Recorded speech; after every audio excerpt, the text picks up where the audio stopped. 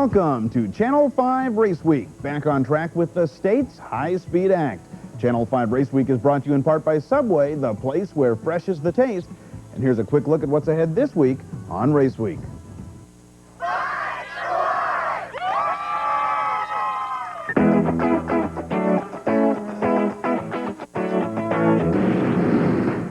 Breaks of the game is getting through the traffic. I love this racetrack. I grew up here. Stand on the gas. That's the only thing I know.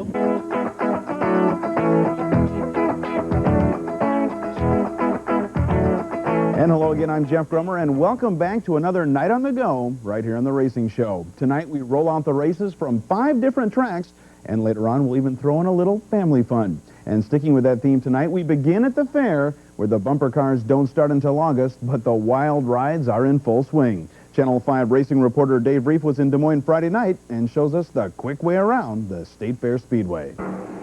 It was fun in the sun at the State Fair, and plenty of cars hooked up well on the big half-mile oval, producing plenty of off-the-wall action. There was also plenty of foul play, too. Sorry, bad yoke. From the sunshine to a sunset in the fast features, the sprint car superstars began the parade, which was led early and often by Lee Nelson of Ames in the Godfather's car number 26. But it was only a matter of time before Daniel Cockshell came knocking. And when the three went high, Nelson opened the door and Daniel flew on by. From there, Cockshell cruises, picking up his second consecutive winged win. Starting to come together. It's been rough. We, like you said, we tore a few of them up. We finally started winning a couple. Now, if we can just figure out Knoxville, we'll do a lot better.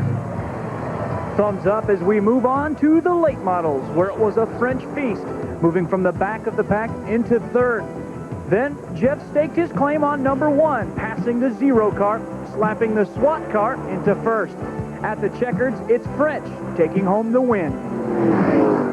The racetrack cooperated and the race car as well tonight. We had a real good run.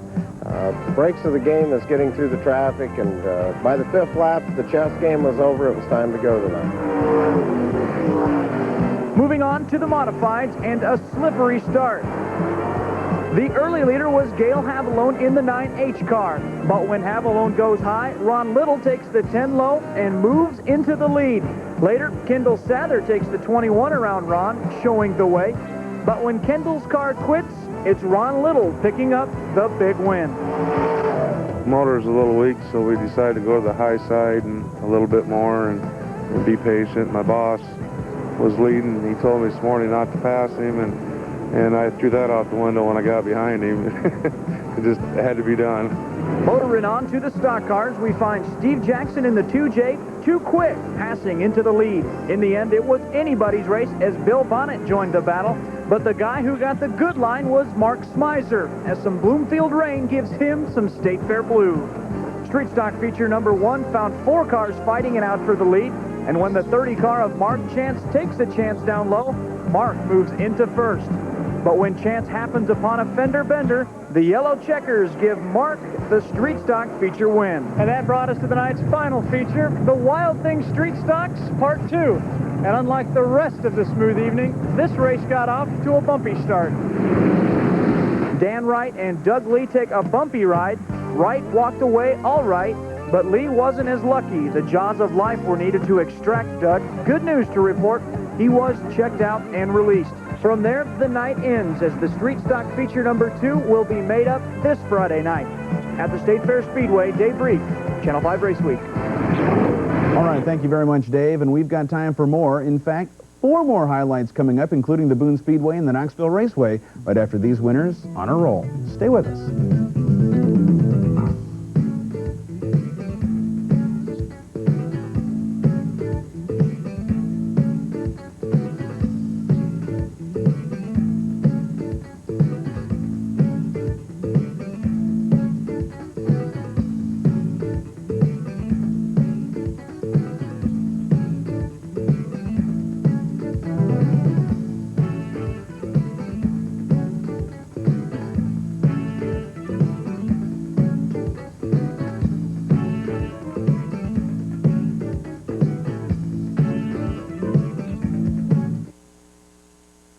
How do race fans find out where the big races are? I read it in the Hawkeye.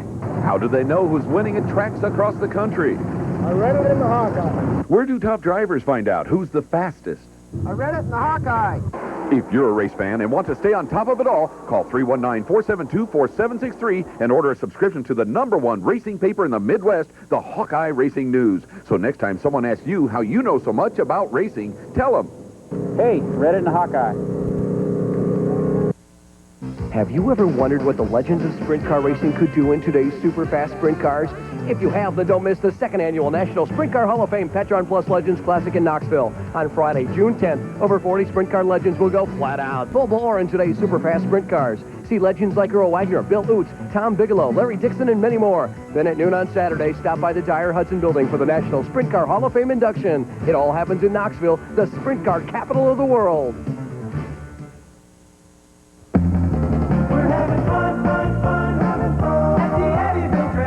Remember the good old days when you could get the whole family together for an evening of entertainment? Nah, me neither. But here's a chance to find out what it's all about. I'm Eddie from the new Eddyville Dragway, and I'm saying bring the family to drag racing in all its glory. Eddyville Dragway is all new, 10 miles south of Oskaloosa on Highway 137. We're having fun, having fun at the Eddyville Dragway. HAPS is your official IMCA engine parts headquarters. When it comes to building an engine or selling parts, second best just won't do. That's why top Iowa drivers and their crews depend on HAPS Racing Enterprises to help put them in the winner's circle. IMCA short blocks start as low as $580. Whether it's stock cars, modified sprint cars, even road racing, from engine building to chassis parts, there's only one name to remember: HAPS Racing Enterprises. Call today and let HAPS help put you in the winner's circle. And welcome back to the racing show, where 5 is really the one tonight. Highlights from 5 different tracks, and we're just getting started. So let's buckle up for the Boone Speedway as we track down last night's action. Once again, it was shoulder to shoulder and bumper to bumper at the Boone Speedway Saturday night. And from the cars collecting speed to the kids collecting candy, the action was fast and furious, including the Thunder car feature, where Steve Campbell in the car number 11 had the Thunder rolling, as the Des Moines driver ends up rolling right into victory lane. The car works super tonight, better than ever. Got a good guy helping me out on this car, and that's what I needed a long time ago. From some loud thunder, we go to the Dueling Dwarfs and another fast feature where Doug Baber in the 8 looked great, grabbing the lead from Steve Davidson in the 47. And while there was a mini dwarf demolition, Baber blasted right through for the victory. There was a lot of fast cars up the front, but I knew if I'd just be conservative and take my time and not get too antsy, that I could probably pick a few of them off. And I didn't think I was going to go that far to the front, but the whole car was working great. Moving right along, we spin over to the street stocks, where in the first of 2 features, some drivers gave it all they had. But it wasn't enough to catch Paul Groves, who takes the 68 straight to victory lane. Oh, I was just hoping to get out front and keep it, and we adjusted the air pressures on the tires, and that seemed to help quite a bit. This is my 6th heat win this year, and 2 features in a row, so hopefully we can keep the string going. And while Groves may have won, the street stocks weren't done, as the second feature provided plenty of action, but no one could catch the ringer. Rick Bringenberg of Boone looked too smooth in the 72, capturing the second street stock feature of the evening. I thought it was excellent track. Everything hooked up just perfect for me, and when I moved it, it went right where I wanted to. And yeah, it was just a great night all over. From ringing in the winds, let's stay on the move with the modifieds, where they were flying in the feature. Car 12A Mike Bush of Indianola was the early leader, with Wayne Larson of Ames in the 93 and John Logue of Boone in the 69 battling for second. And finally, Larson wins that duel and sets his sights on the leader, where Wayne gains the lead and goes on to win the feature. We had it set up for the bottom because I figured the bottom was where it's going to be won tonight, and the car worked just flawless. I mean, to get around Bill Davis, John Logue, it's tough. Believe me, it's tough. After Wayne's tough win, we go to the show closer, the IMCA stock cars, with Mike Murphy of Des Moines in the 55 leading most of the way. But after a late caution, Des Moines' Steve Jackson in the 2J makes his move, setting up a great finish.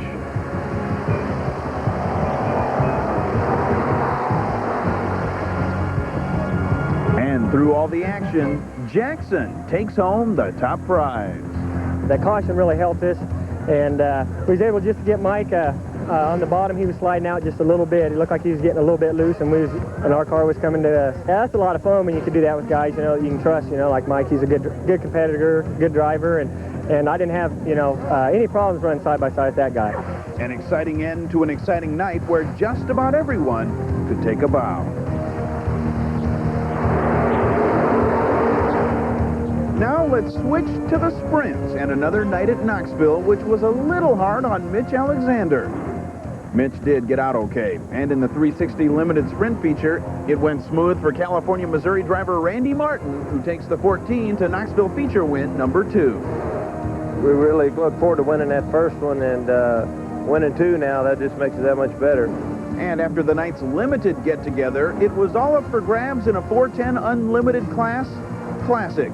For the first 9 laps, Australian Brooke Tatnell had the 7 in the lucky position, with Altoona's Terry McCarl in the Manny Rockhold 71 right behind. Then on lap 10, it's Danny Young of Des Moines putting the 3Y out in front, and the race was on. On to lap 15, where McCarl drives low and drives by Danny. A caution flag with 3 laps to go sets up a sprint to the finish. And while McCarl stayed in front, Danny Lasowski and Young clashed for second. But in the end, no one could catch McCarl, taking home a wild feature win. Every time I come through that pit gate in Knoxville, I truly believe that I can win. I love this racetrack. I grew up here, and it's absolutely the best track in the country. So when I come through, I don't care what car I'm driving, I believe I can win. So we just give it 110%, and it came out good tonight. From a triumphant Terry, let's turn it around to Marshalltown and a Memorial Day at the Speedway, where hometown hero Darrell DeFrance was honored for his 100th Deary Brothers Series late model race. Then the stock cars nearly got the good times rolling. Let's set them straight for the stock car feature, where the race wasn't always smooth, but Chris West was. The Laurel driver sets the pace in the 47, holding off Ricky Campbell of Ames, and in the end, West was the best, beating the rest in the stock car feature. And after West won, it was time for the late model laps with the Deary Brothers Summer Series Tour. And in this one, there was plenty of late model lightning, especially from the black 56 of Davenport's Gary Webb, who gets by Denny Osborne of Waterloo and never looks back, moving on for the feature win. We raced along, and I ran the bottom a while, and then I sensed the top, the black groove was better, and I worked the middle, and the race just went well for me. You know, I just, you know, some races don't, some do, and this one went well for me. And while all ended well for Webb, last Sunday night at the Sunset Speedway in Omaha, Steve Kosiski made it look easy, as the Omaha driver beats the field at the Busch All-Star Tour race, taking the 52 to a 50-lap feature win. Tonight, we had a good start up front. We felt we knew the track. We got off a little bit as we went, but the car stayed with us most of the time. Which was just part of a busy weekend on the road.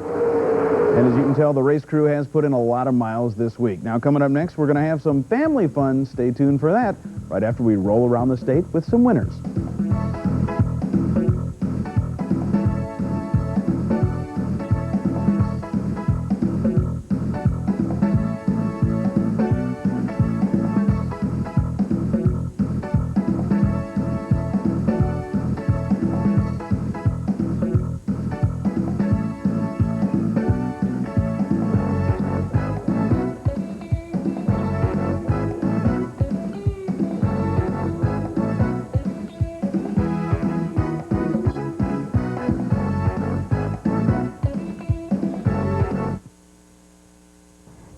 Here's Winston Cup driver Ken Schrader. Racing is a sport of dependability and trust. It's the difference between winning and losing. Since 1988, I've placed my trust in Harris Auto Racing of Story City for all my short track needs.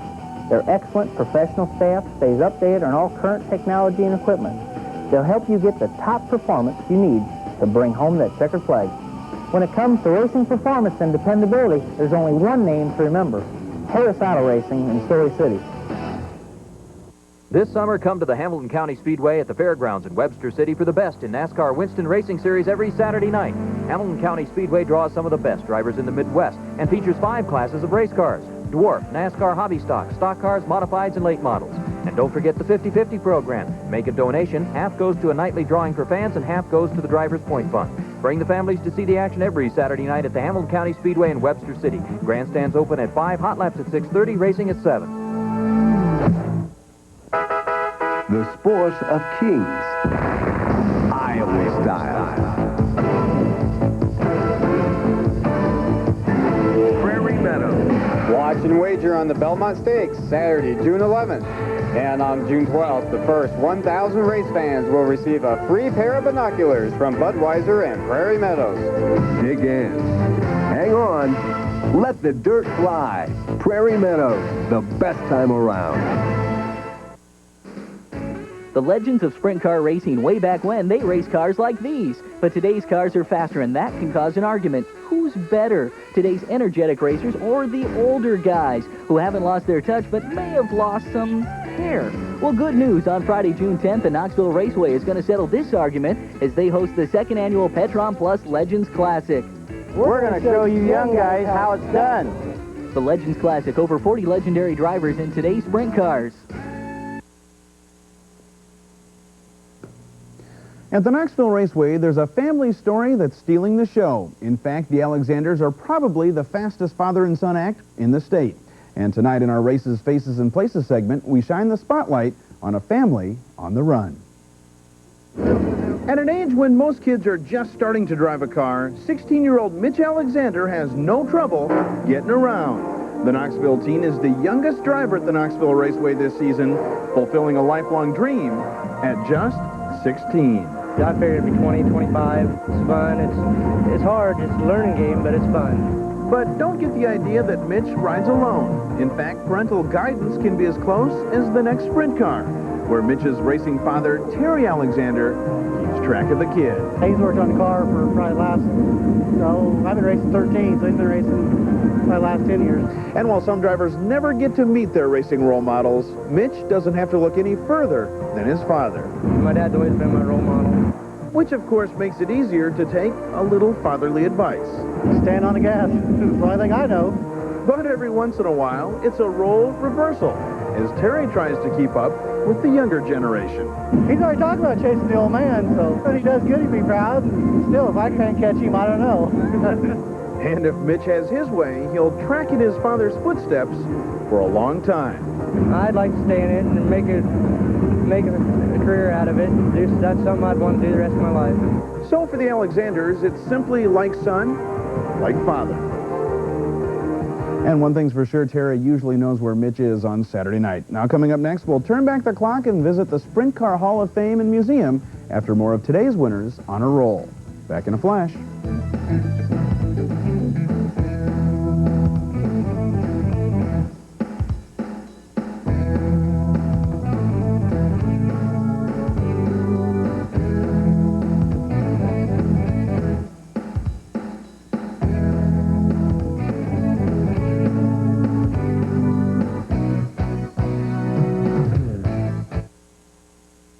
Hallett Materials is always racing to deliver their quality sand and gravel products to you quick time, just as fast as the Hallett Materials number 55 sprint car. Hallett Materials is Central Iowa's largest supplier of sand and gravel. We have 5 plants located around the Des Moines metro area and 1 each in Ames and Boone. From your smallest to your largest sand and gravel needs, Hallett Materials is here to save you both time and money with our fast, efficient delivery or customer pickup. When you think sand and gravel, think Hallett.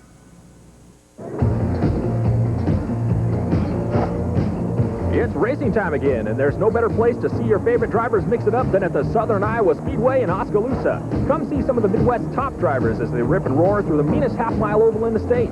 Tickets are only $6 for adults, $5 for seniors, $2 for kids 5 to 12, and kids under 5 are free. Get more bang for the buck. Come to the Southern Iowa Speedway in Oskaloosa. Hot laps start at 7:15, races run at 7:45, and remember, you're not a real racing fan until you've been to Oski. Hear it now. Strap on your belts and get ready for the best racing action in the country. Watch your favorite drivers. Street Stock, Thundercar, War, IMCA, Stock Car and Modified. Hot laps at 7. See one or see them all at the Boone Speedway on Saturday, Marshalltown Speedway on Friday, Greene County Speedway on Wednesday, and the Iowa State Fair Speedway on Friday. Races each and every week. See you there.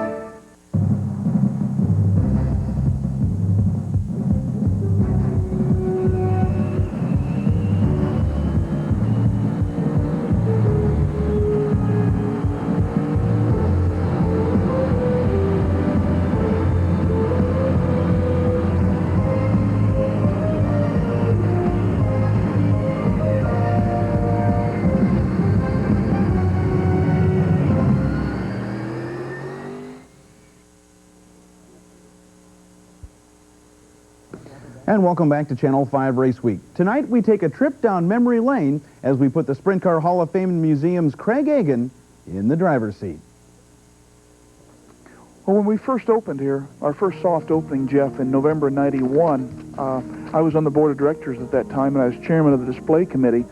And boy, I tell you, we had 10,000 square feet of empty space. I mean, we knew we had commitments from people with who wanted to put some cars in the museum. But still, it was a lot of space to fill up. So we were really scrambling to begin with to find display cases, ways to house and to hang and really display all the memorabilia, cars, and to try material to cordon off the cars with so people can't get up close to them. So it really was a big job getting everything going, but it is just built and built, and we really have a strong grassroots effort around the country. People just continually send in new and different memorabilia, photos from their family, friends, past heroes that we just change and try to keep the museum fresh and exciting all the time, and to display things from all over the country. You know, we are the National Hall of Fame Museum, so we do want to give credence to people all around the country and the great drivers, mechanics, and owners from everywhere. We have several exciting new programs for the National Sprint Car Hall of Fame. One is our display sponsor program. We have some signs up of different corporations or companies who are sponsoring a certain car display area in the museum. And this is going to be very important to us in the future, and we really appreciate their support. We also have a really good program starting this summer, a series of events to be called the National Sprint Car Hall of Fame Night at the Races. Right now we have 10 confirmed dates literally all over the country, and these events will be fundraisers for the Sprint Car Hall of Fame. We're really excited about this and anxious to go. Knoxville Raceway is doing one of these. It will be in conjunction with the July 20th World of Outlaws show, so we really encourage everyone to come to that show, to that race on July 20th during the county fair here at Knoxville Raceway, because that will be a fundraiser for the National Sprint Car Hall of Fame, and we appreciate the support of the tracks all across the country. We need to continue to work hard in a lot of areas to sustain the museum. It was a very ambitious undertaking for this large a facility, but it's going very well, and with continued support, we think it's going to be a great project for years to come and enjoyable for all the fans to visit from around the country. And don't forget the Legends races coming up in Knoxville this Friday night. And coming up next right here, we'll tell you about our contest, plus our highs and lows. Stay with us.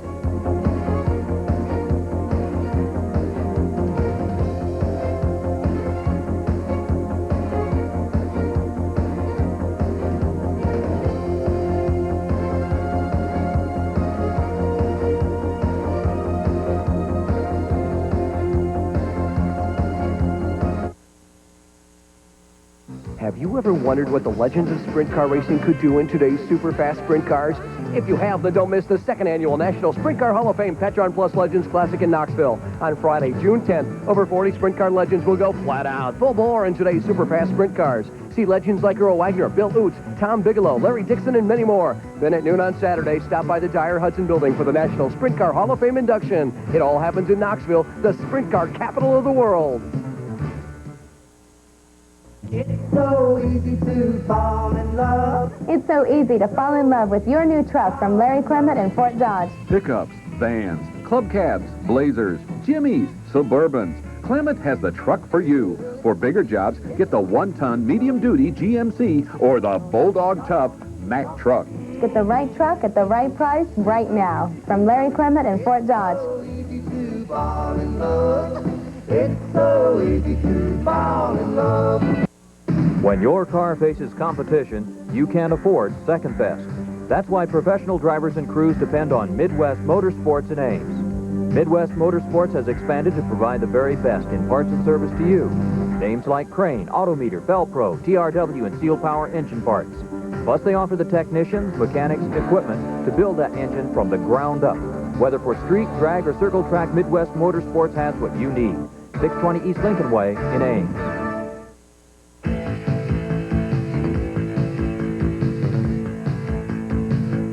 When the professionals replace a clutch, rebuild an axle, or need drive shaft repair, they know no one can match the customer service and dependability of certified powertrain specialists. We pick up, deliver, and offer same-day service on most repairs. So the next time you need powertrain work or parts, remember the professional choice. Certified powertrain specialists, 1221 Illinois Street, just across from the main post office in Des Moines.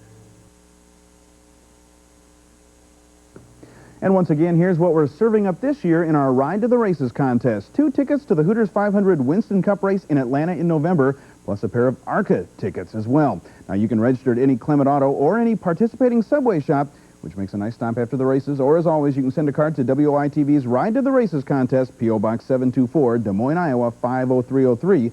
You may be a winner. And as you can tell, we've really had a full week of racing, but we've got time for one more round, so let's fill up the tank again and turn on the key moves with the Subway highs and lows. There were plenty of highs in racing this week, but definitely a few of the lows came from the Media Challenge Tour. It all started out in Des Moines Friday night, where Race and Dave Reef finished the race, but yours truly, Jeff Gearhead Grummer, took Todd Fisher's street stock for a spin instead of a win. Sorry, Todd. And finally, West Des Moines Mayor Dino Rodas showed he can run more than a political race, taking home the top prize. Over to Boone Saturday, where Ron Ray of Boone was the winner, but Channel 5's Renee Starzyk did have the best sign, but not the best race. Still, it was fun for all involved, showing that racing can be child's play. And enough said there. We're at the finish line for the entire Channel 5 race team. Have yourself a very good night.